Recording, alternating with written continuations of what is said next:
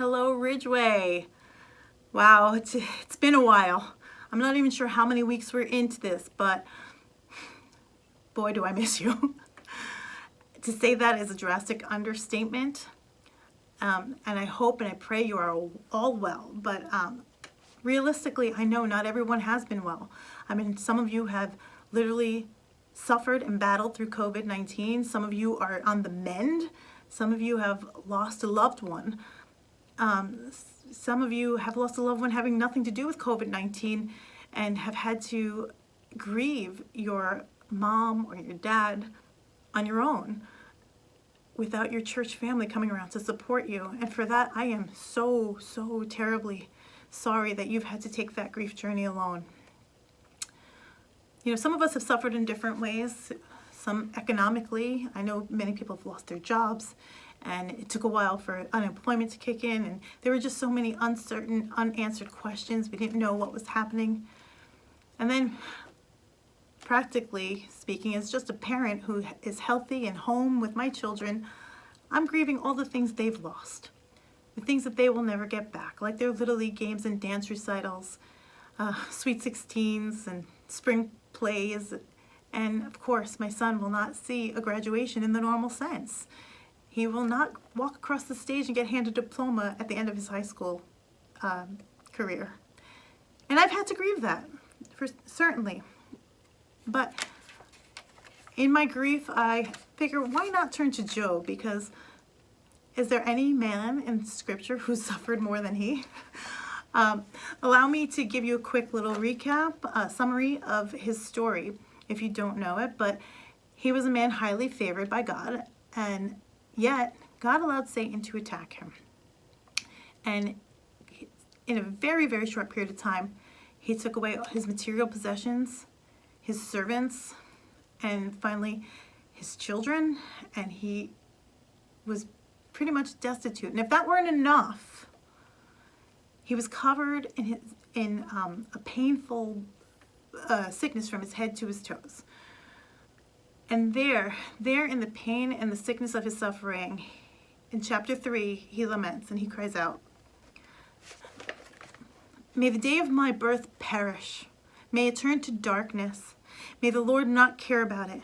May gloom and utter darkness claim it once more. May a cloud settle over it. May blackness overwhelm it." He goes on to end his lament like this: "I have no peace, no quietness. I have no rest, but only turmoil." This is a man apart.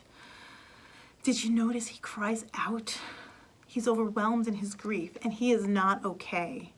And I just want to say, it is okay to not be okay. Please cry out. Tell God what it is you're suffering. Literally vocalize it to him. Enumerate the things that are your suffering and grieving. Cry out, grieve, panic if you must. We have a counseling team here that is ready to assist you. In fact, Robacil, if you are watching, when you have some time, I'm going to need a few sessions after this whole quarantining experience. But I just want to encourage you to say it to the Lord, because he is your Father in heaven, and what parent doesn't want to hear from their child?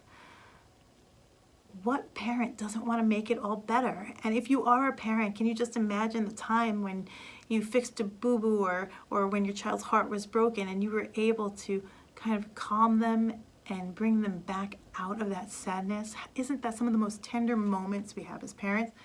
So isn't it amazing that he is there in heaven and wants to have that intimacy with you?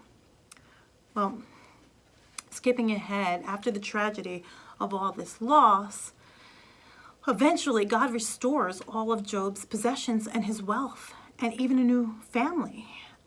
And I'm sure that did not take away all the pain of the past, but I'm positive it gave him hope for his future.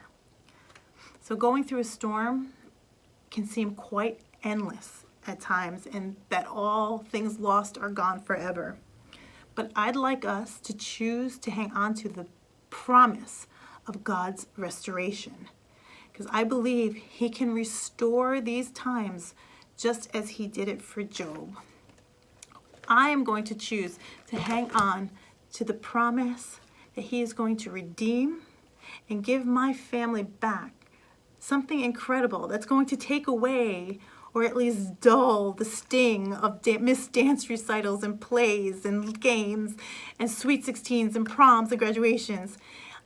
I want to choose to hold on and wait for those good and precious gifts that I know our Father in heaven wants to bless us, because he has a way of standing outside of time and being able to redeem it. And I don't know how, and I don't know when. I wish I had a timeline, but I know it can happen, and I know it will happen.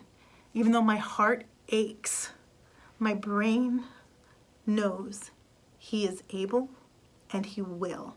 And that is what I have to choose to hang on to.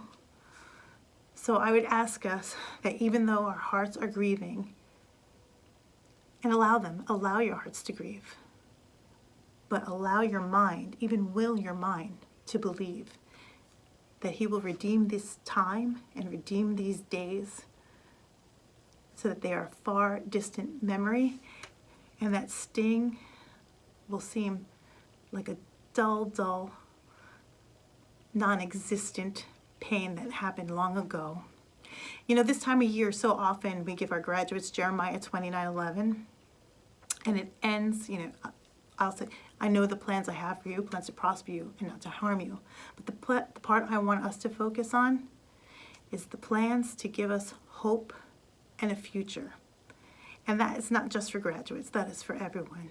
So I would like us to remember that and hang on to that as we're starting to return to life. We see little bits of things and gatherings starting to happen here and there.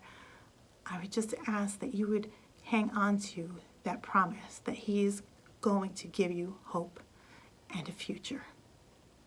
Be well, church. Can't wait to see you all.